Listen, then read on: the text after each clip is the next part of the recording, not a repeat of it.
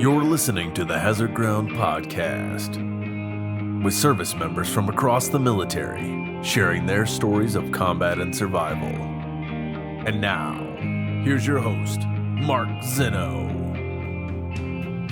Welcome into the Hazard Ground Podcast. As always, we appreciate you joining us each and every week. Before we get started with this week's episode, reminder, really trying to up our social media following. YouTube, want to get to 1,000 subscribers. Instagram and Twitter want to get to 1,000 followers. We push out a lot of great information, a lot of great content about upcoming guests, and reminders about previous guests whenever it's appropriate, depending on, time of year and events that may be going on or whatever those individual guests may have going on. And just kind of reasons to go back and listen to some previous episodes if you missed them in the past. So make sure you guys are subscribing. Make sure you guys are following us on all the social media sites so you can help us grow the Hazard Ground community. And tell a friend because, we'll get more people following the Hazard Ground that way as well. Don't forget about our Amazon promotion. We are doing super well with this. As Valentine's Day is approaching, guys, if you're going to do some Amazon shopping, go to our website, hazardground.com. Click on the Amazon button at the bottom of the homepage or under the sponsors tab. Do all your normal Amazon Valentine's Day shopping. Buy that special gift for that special someone. We'll get a percentage of what you spend, and we will donate it back to some of the great charities you've heard featured here on the Hazard Ground. So you could take care of the one you love and take care of vets all at the same time. Remember, go to hazardground.com first before you do all of your Amazon shopping. And just one more quick note, and a solemn one at that. If you've been following the news the past couple of days, 2 more American soldiers were killed in Afghanistan in an insider attack. And, you hear the news and it just breaks your heart. And it is, again, a serious reminder that we are still a country at war. And although many of the mainstream media, many citizens kind of forget about this, and these 2 men who lost their lives are not getting enough pub, or they're not getting enough love, they're not getting enough recognition for their service and making the ultimate sacrifice for our nation. So we hope that you guys will take a few moments to just remember that we are a nation at war, and remember that we still have many of our men and women in harm's way. With that, let's get on to this week's episode. Joining us this week is a retired Marine Corps sergeant with multiple deployments overseas. He's actually a Recon Marine. For those who don't know, less than 1% of the entire Marine Corps actually makes it to be a Recon Marine. Also, you can see his work in HBO's Generation Kill, a mini-series based on the best-selling book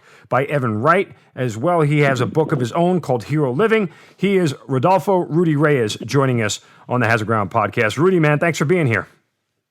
Oh, thank you so much for having me out on the show. And I do these podcasts and I do radio and media. Really, I do it for a two-pronged attack. First of all, to inspire and to help any of the brothers and sisters in need that have gone downrange or have been in the military, or spouses or family of the military, because, we're going through a hell of a transition, transition phase, and we're having too many people suffer and then too many succumb to suicide. So anything and everything I can do to connect to our best and brightest in this damn generation of ours to help them through that transition, I do. And then the other is the more people find out about Force Blue, my nonprofit that utilizes combat divers like myself from all forces and other militaries as well to now fight the most important battle, which is the battle to save the planet, to get involved in conservation. Any chance I can use a platform that people are interested in me to understand what makes me tick, that's what I do. Well, speaking of making you tick, I'm not exactly sure what makes you tick, because you do like these Spartan death races, these 60-hour endurance races all over the globe. We'll get to that because that's a whole other gear that most people aren't into. But let's start back at the beginning, brother. How'd you get in the Marine Corps and why? Well, you know what? I was a true believer. I was a child that believed in heroes. I watched Bruce Lee movies and collected comic books. I loved Saturday morning cartoons, and especially the heroic ones and Tarzan. And then I saw First Blood. And it is so wild because Sly and I are friends now. We're pretty close now. But when I was a little boy and I saw freaking First Blood and this freaking man that could survive on his own, who was strong, who understood camouflage, who had his rad survival knife with the compass and the fishing line and the fishing hooks and his matches. I mean, I was like, wow, this is the icon. This is the Achilles. This is the homme sauvage. And And so it was always there. And I think some of us are just called to it. Some of us are just called to service. Now, military does not own the term service. It's just the archetype that I was drawn to was that. And I was always in sports, lifting weights and trying to be like my heroes. And I wrestled and I played football. But really, well, I eschewed guns. I never liked guns before, firearms, because they were just so powerful. And maybe it was that superhero ethos of with great power comes great responsibility. And I saw growing up in the inner city, most of the people with guns, the gangbangers, they had no responsibility. So I was not into the military because of guns. But after becoming a Zen Buddhist and practicing martial art and kickboxing and winning some gold medals and some championships ethically, I was cultivating my character and my soul. And President Clinton said we were putting boots on the ground because there was ethnic cleansing happening in Kosovo and in Yugoslavia. And ethically, I thought if any young man's going to go fight, I must do my duty and go fight next to them. And that's how it all started. You actually signed up prior to 9/11. So when you signed up, yeah, brother, way before. Yeah. Way before. I mean, it's a whole different attitude, mindset. So absolutely. It was a whole different, in a lot of ways, a whole different professionalism too. Remember, the military was really small. I joined as an infantryman in the Marine Corps. I was blessed to have an opportunity to try out for recon because I was top of my class and everything I was doing. And still, it's very difficult. And still, I must say, I mean, man, we had guys breaking their legs. My first year at the unit, 23 men died just in training, mostly on the BVSS mission. We had jump missions. The very nature of the work was so freaking arduous. But because of that reason, my team, my platoon, we were the first ones to fight in Afghanistan. In 01, and actually we were fighting in Pakistan first. We went from ship to shore, and where I was on the 15th MEU. I had 3 years of cohesive team SOP and platoon SOP training, and that's what made me so successful. There's no such thing as a badass. There's only trained and untrained. Right. So did you know you wanted to be a Recon Marine when you first signed up, or is that just, Man, as you mentioned, brother, you stumbled on that because you were so physically fit? Yeah, but I didn't.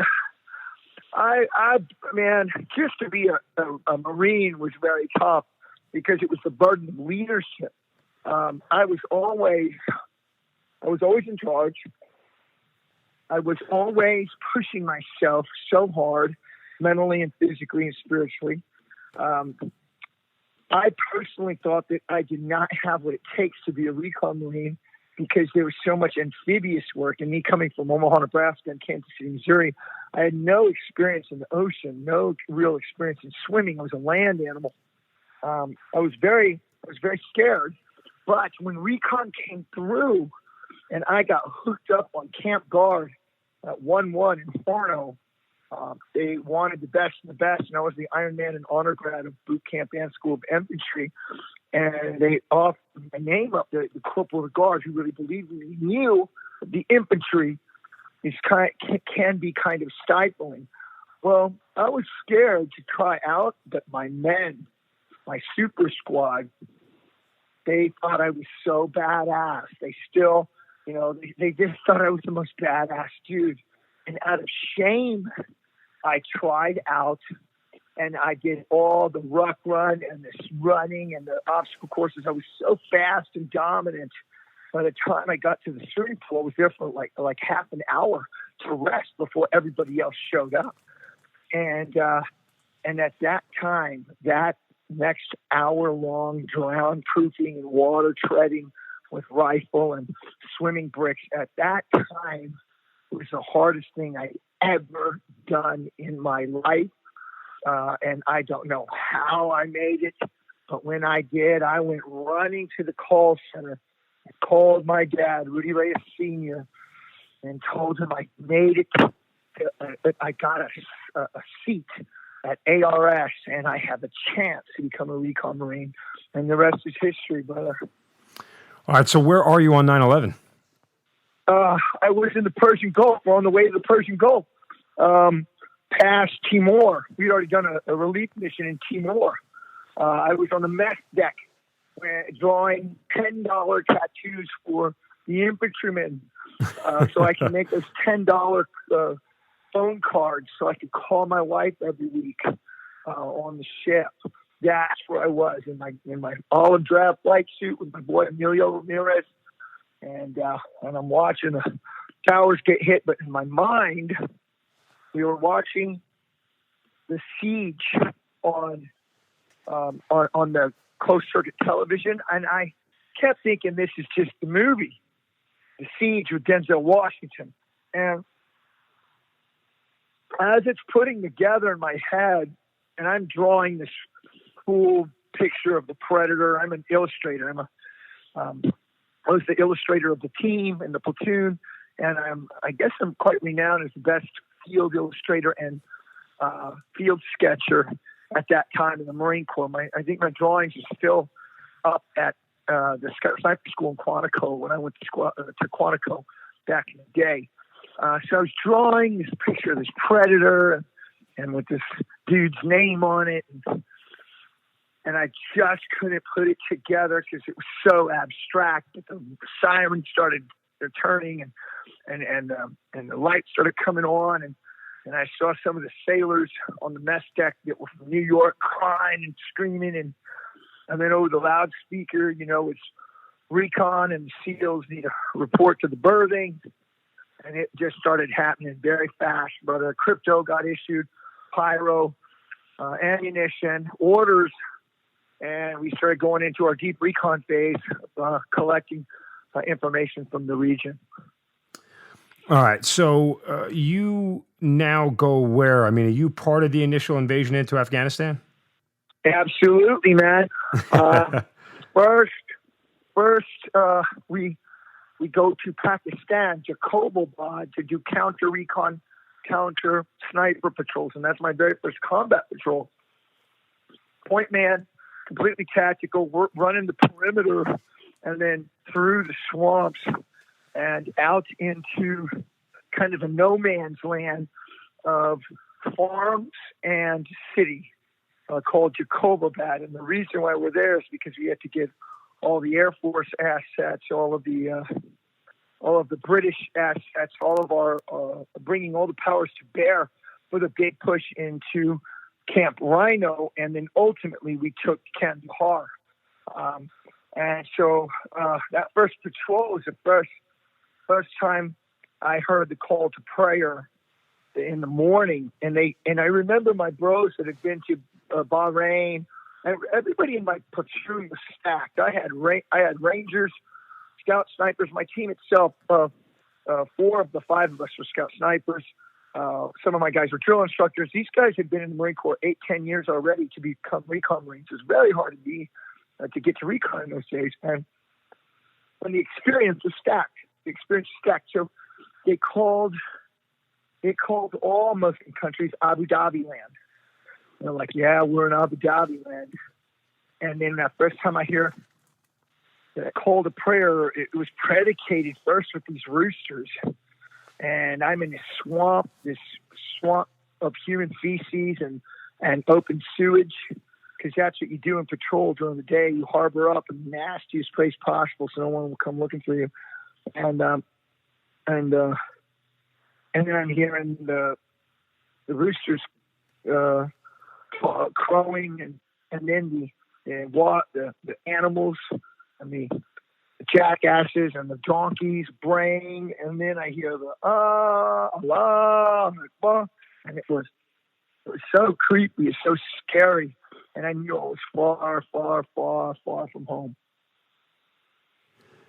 So when you think back on that experience, what stands out to you the most about the invasion? Like, what was the toughest part? You know what? Fighting in Kandahar, and you know, man, we were doing some hard ass shit. But to be real, my training missions were so much harder than anything I'd ever done in combat, aside from everybody dying. But that wasn't that bad either, because even in the training missions, our guys died. So I drove a Humvee. I mean, everything was brand new for me. I never drove a Humvee before. Really? I used to parachuting and combat diving into freaking places or getting dropped to target via helicopter. I drove a Humvee, and I did my overlays in triplicate. Back then, we were not even using GPS, really, at the desk. And for the Recon Operations Center, and it was us. It was a platoon of SEALs. It was Damneck, DevGru was there. Some cats from CIA, Aussie SAS, and we were all combining efforts because we had such massive swaths of land to cover. And in those days, if you saw the imagery of the training camp with the goofy black pajama dudes on the monkey bars and going through doorways doing their CQB with pistols, we hit that place. We took Kandahar, but we were rock and rolling operations continuously. There's 4 teams of 5 guys, and one of these missions, driving a Humvee with nods on in this desolate terrain where you could just drive off of a precipice, off of a mesa, and be to your death. And there's bad guys out there, and 70-kilometer movements at night, and then digging in the Humvee at a base of a mountain, and then rocking up and patrolling up to the top of the mountain, and then using our sniper systems and our close air support to interdict. We were using drones for the first time. I'd never seen a Predator until then. There was all kinds of challenges, but I don't know what was the hardest thing. I don't know if anything really was hard except seeing the first American casualties for the Green Berets that did not do their proper close air support mission. They left the plugger dormant, and it would always revert back to their position. So when they did their 9 line, they gave their position on the terminal guidance for the birds, and the fast movers dropped JDAM on them and killed some Green Berets and wounded some others and some of our Afghan allies. And the first casualties I saw and we had to go retrieve were Americans and freaking pieces. That was kind of tough. Sure. You obviously, at the initial invasion, were you there thinking that you were going to catch bin Laden? Like, was that what you were told your mission was? No, it was really wild, brother. I remember back then, I mean, we all had top secret clearances, some of us plus. Still, the information we had was very mission specific. I didn't even know the bigger plays or the bigger picture. We knew all about bin Laden. We were all searching for him and going after him. But in some ways, bigger picture stuff, you people at home knew much more than we did. I knew very mission-specific stuff and some bad players that we were going after. And then we were collecting the information that later would be turned into intelligence, and later you all would know more back home. I was a young point man. I was a junior man in the team. I was a corporal, and my whole life was very mission-specific, and I didn't think big picture stuff. I worked out every single day inside of this blown-out freaking opium factory that we turned into Iraq, and it later would become this massive base called Camp Rhino. Back then, it was just after we killed all the freaking bad guys, all the freaking Taliban, and we threw them in freaking ditches and burned them up, and we cleaned some shit up and started running 550 core across the hangar and throwing up the ponchos, create an ISO area. I mean, it was day-to-day hardcore war life, but we were completely accustomed to it. So that was my day. Those were my days and nights, bro. All right. So as that whole experience starts to wind down, because you guys left there without getting bin Laden, did you feel like you hadn't accomplished the mission? I personally, I don't know, but I had a feeling that there was a much bigger wheels moving than just that. And I even think personally that bin Laden's kind of really bin Laden is just a figurehead. He did some stuff, but it was a much bigger problem than bin Laden. There's a lot more going on than that, as we know, because trust me, right after we killed that guy, after SEAL Team 6 killed them, it's not like Afghanistan all of a sudden healed up. Right, now yeah. it's good to go.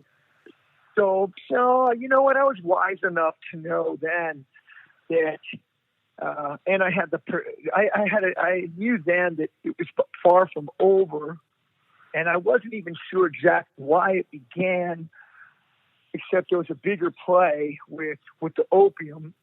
And remember, I was of an age that I remember when the Taliban were our friends, and I was watching Rambo 3 right, and at the drive-ins. And I remember we were supplying them with Stinger missiles, and I was reading, I was always reading history and reading current events. And I just knew there was so much more dynamic and so much more complex factions that were at play. So I really didn't know nor care. All I cared about is doing my missions and staying sharp and stacking bodies and collecting reports and having shit hot discipline. And that's what I focused on. And after seeing those dead Green Berets, eventually hoping that I would come home alive. That's what I was going to ask you next. I mean, did you ever worry about, or were you ever scared for your own life? I mean, I know it's hard to think about that sometimes, but where was your where were you with your own mortality? What you're first scared about, the most important thing is your reputation and that you do a freaking great job in the team. Your reputation as operator is one of high regard. And actually, I started missing my wife too, and missing and putting things in perspective. It wasn't necessarily like I was scared of my death, but putting things in perspective. What am I living for? These are the things that were on my mind, and also the incredible beauty. And I kind of felt like I was reading this epic novel of the hero's journey, some Campbell-esque hero's journey, and I happened to be in a character in this thing. I was on a ship. Eventually, I got back to the ship. It took a couple months to get back and to decompress, and then the word on the street that we were bombing the shit out of them now, and we're going to have follow-on forces freaking run through it. I thought, wow, I'm blessed enough to be able to go to combat for my country and to have that experience. I had no idea that Iraq was looming next, but I was a younger man then. I was drawing a lot of pictures and listening to some music and working out ferociously on the way back home to off gas, that incredible up tempo. But in some ways, I already missed it. I already missed running off. All right, so your second deployment after the invasion of Afghanistan was the invasion of Iraq. So you go from one to the other. How is this one dynamically different? What stands out about it to you? And what was your specific mission set for the invasion? Man, it was so radically different. And there's a funny story. My platoon commander, Captain Dill, he went on to work for bigger agencies. And I got back home a hero. I pinned on sergeant. I had combat deployment with combat action. And it was dual cool. I had jump and dive. I was Mr. Cool Guy back on the block on Pendleton and in Oceanside and Carlsbad. And I was kind of being groomed to be an instructor because I had experience. And it was just so wild that I started hearing scuttlebutt at the command post about Iraq. And so I called ECD, East Coast Destruction, Eric C. Dill, my platoon commander. He was in D.C. He said, Rudy, don't you worry about a dang thing. We're not going to Iraq. I mean, if we're going to go to Iraq, you're going to get some new gas masks, and you're going to get issued NBC gear, nuclear, biological, chemical gear. And I told my wife at the time, Shuri, don't worry, I'm going to be an instructor here. We're going to actually have a life now. because this first 4 years I was completely engaged and gone all the time in schools and training and combat. And then sure enough, the next week I get issued a new gas mask, and we're all going to gas chamber. I'm like, oh shit, I guess it's on. You know what I'm saying? Yeah. And so, but I was excited because now I was an assistant team leader. I was with my best friends, still my same guys from Iraq. I had my grunts, the few grunts that we brought over from 1-1, Gabe Garza and Hector Leon and James Chapin and Espera. We were freaking excited to be back in the freaking fight again, working on SOPs, training. And now, because we were the most experienced guys at the unit and really in California, maybe in the whole damn Marine Corps, we were the most experienced guys in the whole Marine Corps in this modern warfare. And we were going to spearhead this Raider-style screening mission in which we were going to use speed as our security. And initially, we were called to secure the bridge in Nasiriyah. And that was the mission that I was even training for and doing SOPs for as a platoon stateside before we even got to Kuwait. But as you know, if you follow Generation Kill, things happen very fast. The Brooks got pinned down in Nasiriyah, and then we took over the spearhead for the entire invasion, all of 1st Marine Division. But we trained and did all this work, even stateside in gas masks and in mop suits. I mean, man, I look back at the discipline we had and the passion because it was freaking hard. We were doing patrols, tactical patrols in this shit. And I thought we did an amazing job. As the invasion goes on, do you have any idea about the amount of resistance you're going to encounter and how tough that resistance would be? No, brother. And now it's bloody too, bro. I mean, just burning bodies, dropping air, smoking fools with the long gun and close quarters, Hellfire missiles all around us with our casts, with our Cobras. It was the first 5 days, no sleep at all, continuous movement to contact, and then coordinating with other units too, and blue on blue, we had units lighting us up, and then the moment we had time to dig in, and then the small winds and the rainstorm comes. I mean, it was just one biblical freaking event after another. And now I find myself 2 weeks in this damn thing, and not even slept more than freaking 15 minutes, and all the chow is gone, all the water is gone. Now we're having to get water from tributaries from the Euphrates, putting bleach and iodine in them.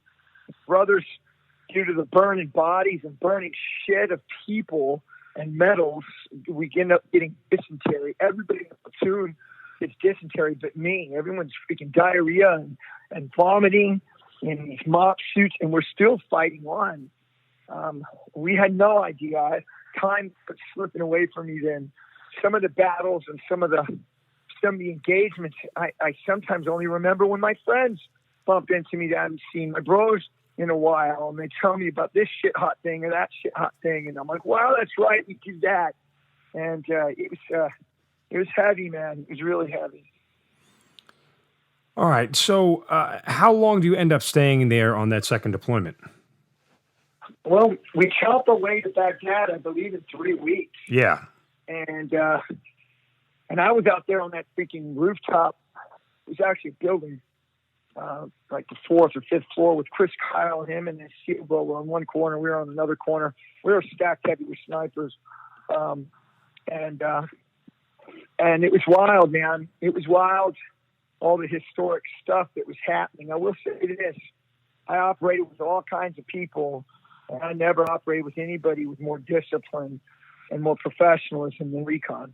And that just goes across the board.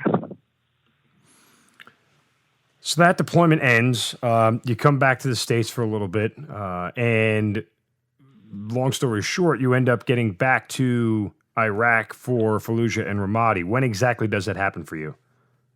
That happens in March, or maybe February of 2004. Okay. And I mean, bone chilling, ice cold out there. And still about sometimes 50, 60 degrees during the day, which just means we're going to be running harder and hotter. And we're all kitted up, but man, we've got so much experience. We're all warlords by then. All of us team leaders got a lot of experience. My team leader was hit, who's a legend, just retired from Marshal, Sergeant Patrick. I think he got out as a master guns. And Larry Sean Patrick, he is now an instructor. Myself and Eric Tucker and a couple other guys that were way back in Afghanistan in 2001 are team leaders and the most pipe-hitting and most freaking savage, most face-eating team leaders Recon's got. But we were immediately thrust into these strange and impossible situations. I was taking over for the airborne Army, and we were doing left seat, right seat.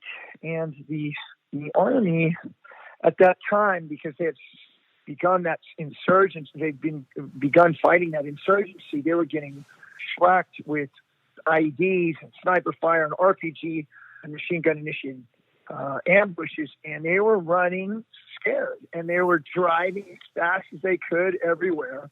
They had no aggressive posture. And then, so that's why they brought Recon in, to just lay down the law. So I was eating chow early on with the left seat, right seat, battlefield turnover, with 82nd, I believe. And we were at this place called the Viper ASP, which was a massive, 20 square kilometer ammo dump, in which the insurgents, where there was no security there at all, they were just coming in to grab 155 rounds and every bit of explosives as they could, and mortars and such, and just turning them into IEDs and or using their rockets from self-made tubes and dumping them into Camp Fallujah. So our job was to kill the rocket man and shut this whole thing down. We were at the little chow hall. It was like a prefab building in the Viper ASP, and we were eating chow with the contractors, the Blackwater contractors that were killed and then hung up on that bridge that morning. And you know what, man? Looking back at that time, before it got super hot, or as it was getting hot, I was not impressed with anybody's discipline. Everybody was acting like it was too cool for school. The contractors, a couple of them were overweight. I was not impressed at all. And I could tell everybody just thought they were a little too shit hot, and they were too much into their kit and their slick guns instead of their attitude and their military posture. And sure enough, those contractors were freaking shot up and hung from the bridge that day. So we got a call as we're doing left seat, right seat to do a blocking position for TAG or Delta Force, as we're setting up some perimeter so that they can try to get these guys off of that bridge. And so because we assume we have fire superiority, all of us Recon brothers bust out into machine gun positions, overwatch with the heavy guns, and then all the snipers got our long guns up. And this village is starting to get crazy about 500 meters from us. And Delta's going in there to do a snatch and grab or a hit in the middle of the day. And they've got Grail freaking heat-seeking weapons. And they shoot that little bird, boom, right out of the sky above me. Delta's caught with their freaking pants down for a second. And you know what Recon does? We freaking machine gun and open up and waste all those people and freaking put the law down and create. We hit them so hard and with such violence that they were not able to reassemble and reattack. And right then, right then and there, I knew the op tempo and what was going to be successful for us. And after that, things got bloodier. We lost some of our brothers.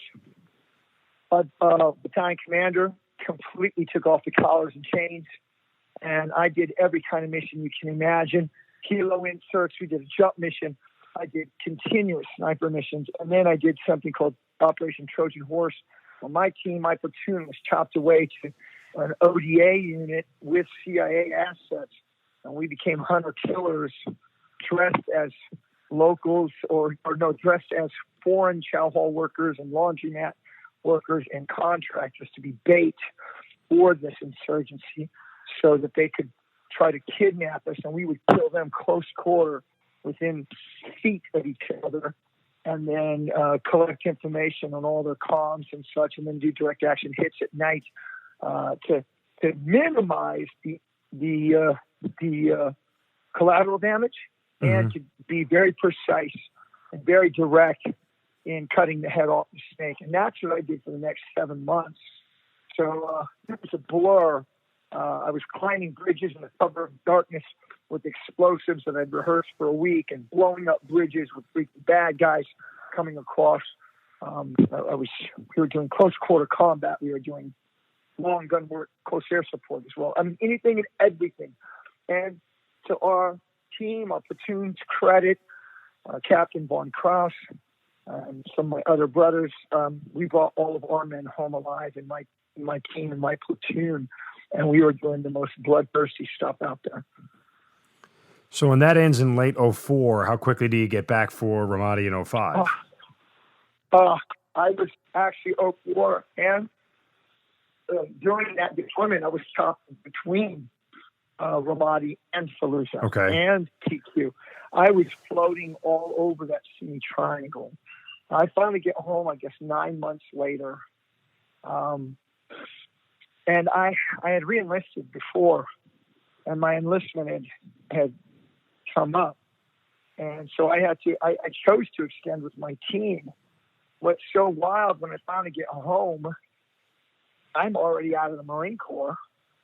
And I look back, and I'm amazed at how successful I was at keeping the wheels on the vehicle of my life, considering I had zero transition of any sort.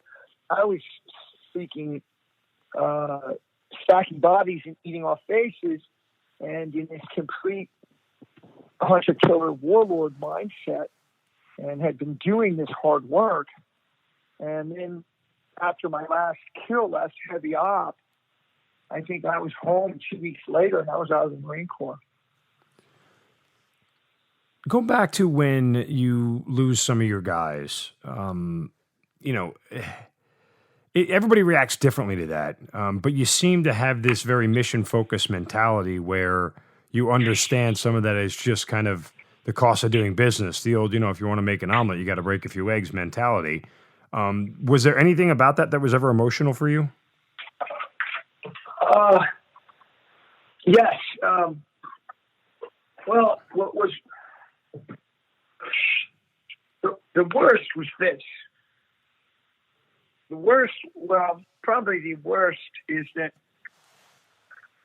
I'm only now beginning to, after all these years, to process and grieve that. I had the maturity and the wherewithal to know that I must stay in the game and keep my team in the game. The only way through this is to be so focused and operationally sound that the best way I could show love and honor to my men is by keeping them alive. And the way to keep them alive is to keep them as violent and as dangerous as possible. And so that's what I did. And what was so wild,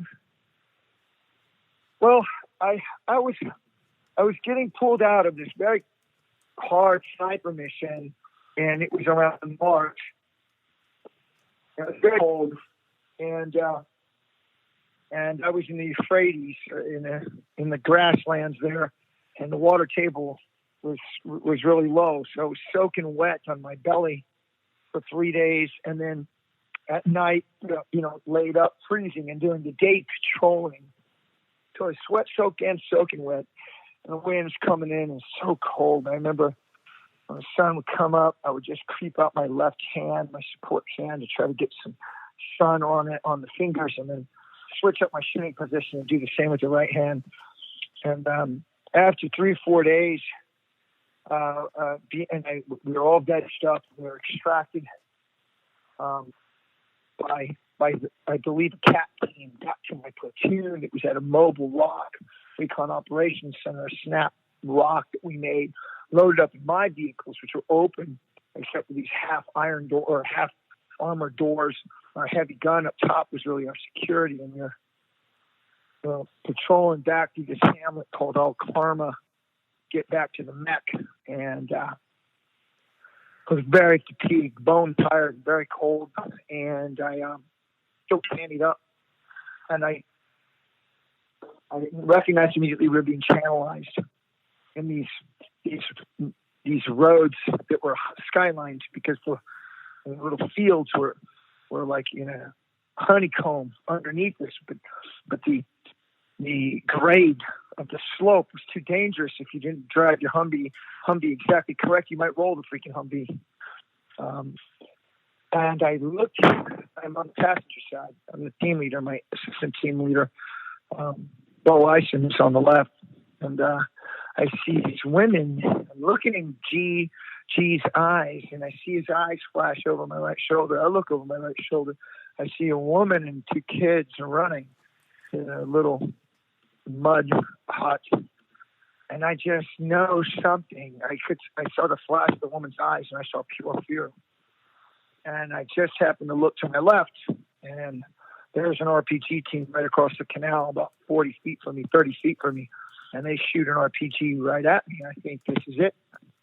I hear the boom of the RPG coming, and the RPG passes right behind my head and in front of my heavy gunner, right through us, and hits this kind of hut area next to us. Boom! And it blows up. We can flag and smoke go everywhere. And immediately I call contact left. And we have such great SOPs, everybody herringbones. I'm out of the vehicle, throw my weapon up on the hood, and engage this RPG team. My gunners on the free gun, they have the 50 cal on free gun. TME is off, and he just points that thing to target and pours fire for that Modus into that team, and they're shooting behind and around this car, an automobile. Kinetic force and the slap rounds of that thing explode this vehicle, and frag and smoke fly into us, and the hood of the vehicle is flying in the air, and it's flying so slowly, flopping up in the air with the smoke trailing it from the engine block exploding. And because of that, I see all these other enemy, 10, 15, their faces looking up, watching this beautiful ballet of violence happening. And I recognize we're being ambushed, maybe by a superior force. My vehicle behind me are cut across the canal, and the rest of his platoon, the 3 other vehicles on the other side. And we open up and start rocking and rolling, chopping our way through this ambush. And I'm out on foot, directing fires and then getting vehicles turned around. And then we DD out of there. And now we're being engaged on both sides, and we chop our way out. We all get some pretty badass medals, killing all these fools. And also, I know we're all very lucky to be alive. Rounds and RPG are snapping by us. We're at about 55 miles an hour, egressing and doing a fighting withdrawal. And I hit a bump. I hear my gunner go, "Oh shit!" McCoy goes, "Oh shit!" I don't know how I hear all of this. I mean, because it's freaking exploding all around us. But it's interesting how your senses work. And I look behind me, my right shoulder, and I see my radio man and machine gunner flying in the air, rolling and then hitting the street and rolling, because we're at speed. Now, it's so funny. This guy, Avial, always bitched about me making everybody put on elbow pads and knee pads. And they're like, the Sergeant Reyes is bullshit, you know? And I said, you're going to put on your PPE. Everybody's wearing elbow pads and knee pads. We're working in and out of urban environments. You're going to put on this shit, you understand? Sure enough, my assistant team leader, Bo, slams on the brakes. Avial's still rolling. The door that he fell out of is open. He stops rolling, gets up, jumps right back in the vehicle, and then we freaking go again. And we're still chopping our way through these people and sheep and enemy. We make it back to the base, and we're so freaking high on being alive. And I'm going into debrief, but my brother platoon wants to go out and get some. Now it's the middle of the day, and the team leader is Eric Cucker, who's my best friend, and we came up to Recon and ARS and did everything together, all the same platoons in combat, and they send him in, and the force that we chopped our way out of, they organized again and had, this is hours later, 3 or 4 hours later, and they had the machine guns and RPG set up, and they hit Eric, and they took my buddy Eddie Wrights, took his arms, wounded everybody in the team. His platoon commander was killed.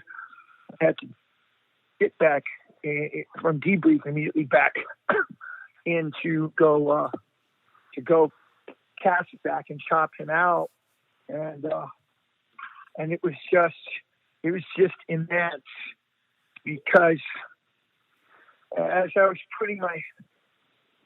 were chopping our way back into the battle, birds were coming in to get our wounded and dead. My brother platoon. I get back to the hard base. We've got fucking bodies stacked of all the kills. We got 30 plus kills, and I mean we're now into Lord of the Flies, and we are stacking these bodies on top of our Humvees with their freaking ripped apart heads and entrails and shit and blood all over the Humvees and the top of the gypsy rack. These dead bodies, these dead fighters, the blood coming down like deer down the middle of the damn windshield. And we're going through Fallujah. We're showing the world there that we're the wrong guys to fuck with. And we get back to the hard base, and we're throwing the bodies off and dumping them all off into the hard base. And we've got some prisoners too, and we're going through their pockets, and we're doing some SSE. But really, it's more of a blood right. We're there, and we're just smoking and killing these motherfuckers, and we're taking our freaking prizes. And as I am pulling my 50 cal sniper system off my gypsy rack, my old buddy Jack, who's made famous for saving our lives in Generation Kill by utilizing that Mark 19 and blowing up those buildings all around us with the insurgents when we were in that Hogan's Alley, Wapakia, early in the fight to take Baghdad. I see by his posture and his face, and we can't say who's wounded and who's killed by name over the radio. And I kept my men from thinking about who's dead by putting in the work. Immediately counting up gear and getting ready for another debrief. And I looked at Jack, Anthony, and I said, "Is San Juan? Is San Juan all right?" And he's like, "Yeah." And I said, "Is Walt Haxter okay?" "Yeah." I said, "What about Eric?" And when he said Eric, he just looked down, and I was pulling my sniper system off the hood there and off the gypsy rack on top, and my knees gave out, and I just took a knee and pretended like I'm on the hood of the vehicle. I just took a knee because my legs gave out, and I just took a knee and like fastened down some gear like I was just working, because everybody was there in the freaking command post, and we got stacks of freaking enemy bodies, and everyone's high and raging and or exhausted. And that was about all I did ever to show anything to include to myself that I was affected. All right. So you mentioned Generation Kill a couple of times, the HBO miniseries. How does that come about? Well, that came, a couple years later. Man, it's so wild how fast and furious everything was. What's interesting is I was used to living lifetimes like in seconds. And the Greeks have two terms for time. They've got chronos for the clock time, as we know, clock time. And then they have another term called kairos, which means lifetime. And I had so much lifetime that chronos didn't really make sense to me. So looking back, I was fighting in Fallujah in personal training and boxing, and then buying a new house for my wife that my wife at the time, I was completely disconnected to, and a life that I was completely disconnected to. I was somehow creating this new business or whatever. I was a workaholic. I hadn't started doing drugs yet. I was just drinking alcohol. I never drank alcohol before until after I got out of the Marine Corps. And then HBO calls, and actually the wheels are falling off the bus. Nobody knows, but my mind is going insane. My body hurts immensely from this up tempo I keep going at. And I've been going to the VA trying to get some help because I started fighting in the streets and I was becoming alcoholic. And I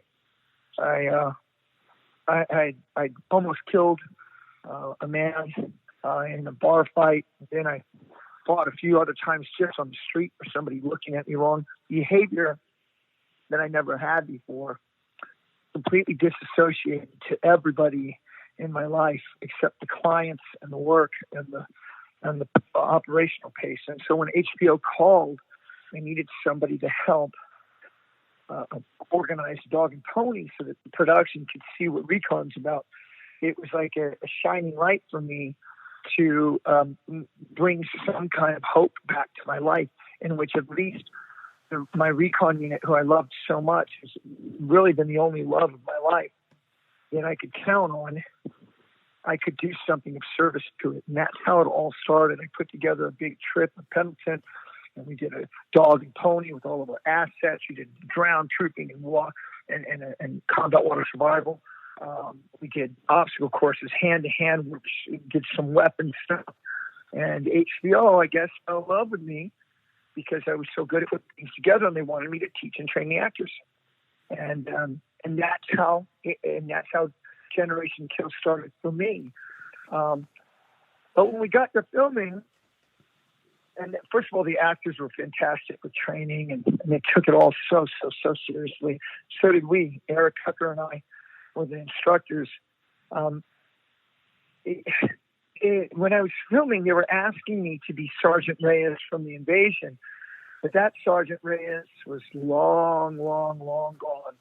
This new Reyes, this new freaking team leader, Warlord Reyes from Fallujah and Ramadi existed now, and I was a powder keg with the fuse lit, and I'm amazed I kept it together as long as I did. And it was just very interesting. I thought at the time it would help me immensely by, in a sense, reliving war, because that would make me feel better. And in some ways, it really did. It would be kind of like methadone. It was just another drug, not quite as powerful as the drug combat that I had before. And it staved off some of the effects until another year or two after that. And after I was in the entertainment business, and I developed quite a hard drug problem, drug habit. I developed a self-abuse habit that no one else could see but me. And I was very upset and sad every night. I was in rage or tears every day, but I didn't let anybody see it. And I just became that consummate workaholic. I started contracting as well. Did some television shows too. had relationships and failed in them horribly. It was, at the time I thought it was just me, and I was the biggest piece of shit ever. That why am I not able to get my head together, and why it's not been making me happy? And like I felt like tears of a clown. I'm smiling just to keep from crying. And then now we realize perspective, because it's all completely natural. Everybody was going through this, and actually, I was blessed to get to crash and burn so hard, and then have some people that love me enough to help me come back. Right. So when does this whole Spartan race death challenge thing become part of your life? Is that part of the kind of the rehab and getting off the drugs and everything else? You know what's so wild? I went to the Veterans Village of San Diego. I did this Ultimate Survival Alaska thing, and it's very interesting. It was a survival race, but it wasn't really a race. It was a program, and I got in some fights there, and the production intentionally kept us in these conditions to make drama happen. And my mind and my heart was seriously at risk. And some people thought I was going to kill, because I have a live weapon, and they were afraid for their lives. So they put me in a mental institution out there, and it was Eric Kucker with the power of HBO that contacted National Geographic and said, "Listen, you motherfuckers, we're going to freaking crush your entire network. We're going to sue you. We're going to show the world what National Geographic's really about. You put this combat veteran, this freaking hero, who has clinical PTSD, has been in and out of the VA, and that you're stressing him in this way just for a program, and it's not even real. And now you've done this to him, and we're gonna put it out on the street. We're gonna sue you. We're gonna fucking crush your reputation." So National Geographic pulls me out of this fucking most horrible place I'd ever been, in Anchorage, Alaska, in a damn padded cell. I was so close to suicide at the time for shame. They paid me in full. Then they had me recreate this fake injury that I broke my leg. And that's why I did not go forward. I had to sign an NDA and all this. But of course, some of the other teammates, I guess I did really good on the show and people remember me. Some other guys, I guess, might have been jealous, and their careers did not go as good as mine did, especially forward. I'm doing so good now. And because I've always been 100% heart driven, and I've never been Semper I. It's always been Semper Fi. Mm-hmm. They go ahead and leak it that I was, out of my mind, and that I was asked to leave the show, and it wasn't exactly like that. And so so when I was in the Veterans Village of San Diego, I was put away in a program for a year to help my mind. Because remember, I wasn't doing drugs or anything up there in Alaska. It was just that my PTSD I was just unraveling. And needless to say, that was 5 years ago. I jumped back and exploded back because I was really brought to my knees, and goodness, so I could really assess and self-assess and make some decisions as a man now what I'm going to live for. And that's how Spartan Race started. They did on 9/11, September 11th, they did a veteran race with wounded veterans, and it was all of us warriors together as a team. And it was so compelling on one of the episodes. They asked me back to start leading their Agoges about 2 years ago. And so to utilize my military skills, my leadership skills, communication, to build people individually and to create an environment where they coalesce and they galvanize together. And that's what the Spartan Race to Go Gay is about. And I had the most incredible austere experiences in Mongolia, in Namibia, in Hong Kong, in Greece, in Sparta itself. And really, it's the rebirth of Rudy Reyes. It's the first time it's just been Rudy Reyes. It's not Sergeant Reyes, and it's not Generation Kill Rudy Reyes. It's not husband Rudy Reyes or a big brother anymore. It's just Rudy for the first time on my own terms for me, and for that reason, doing so many other things that are so positive. And I've got a great woman in my life now. I'm excited about seeing my children for the holidays, Dylan and Belladonna. I'm very fit and happy, and I've got a fitness app I just filmed, and I've got tons of TV and movie work I do now as well.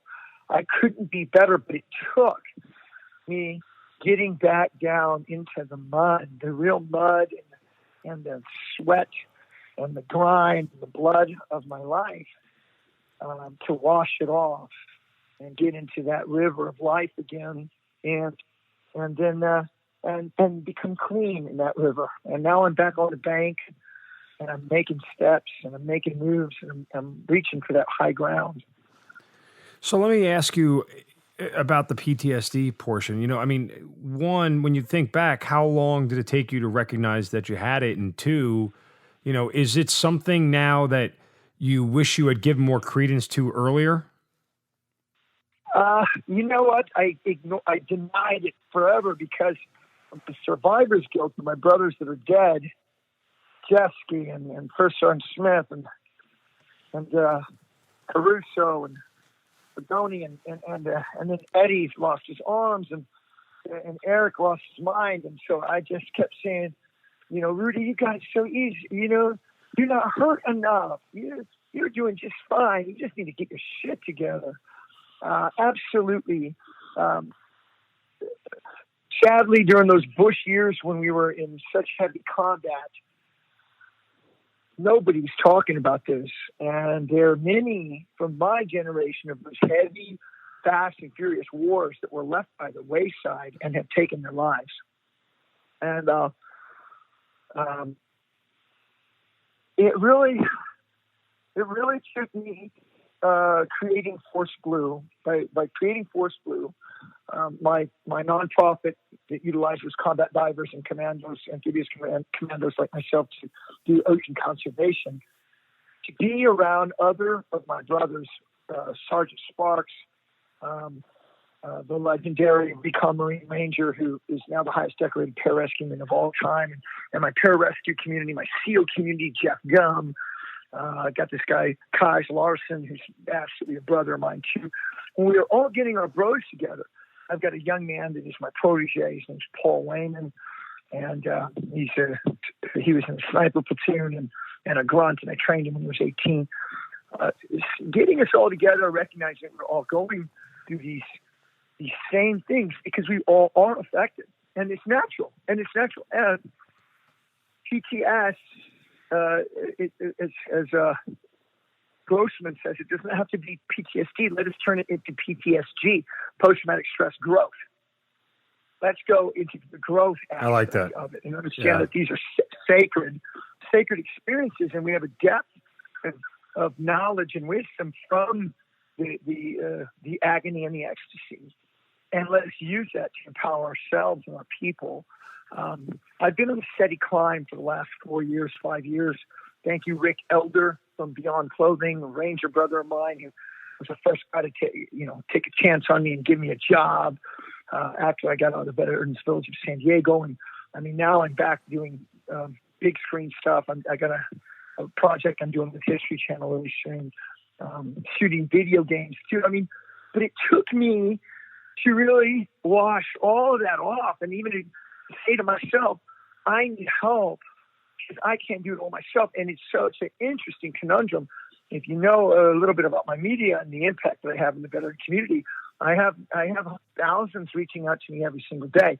So I have, in some ways, become an example veteran transition, of warrior transition, and that sometimes I'm that light that people are looking to, but I myself was still struggling. Now I keep my 4 pillars, and my 4 pillars are physical fitness. My second pillar is community, my brotherhood and my veteran community, my family, my kids, and my loved one. I've seen this wonderful woman, Jade, and been very instrumental in that. Number 3 is Mother Nature. I need to be engaged outside, in the ocean, in the mountains, in the woods, in the plains. And number 4 is mission.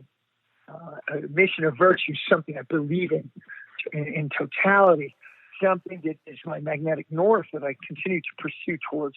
With those 4 pillars, you can create a table or a shelter.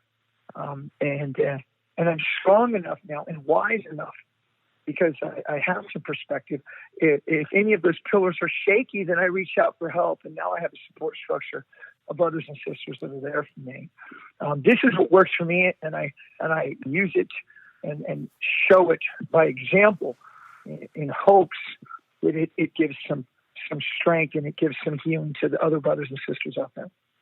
Well, that's beautiful, man. I mean, that's honestly encapsulates a lot of what we talk about here on the podcast. And, you know, the solution for PTS is different for everybody. It's just how you get there. And I certainly like the idea of PTSG, that growth afterwards. Rudy Reyes, man. Isn't that good stuff, bro? It really is, you know.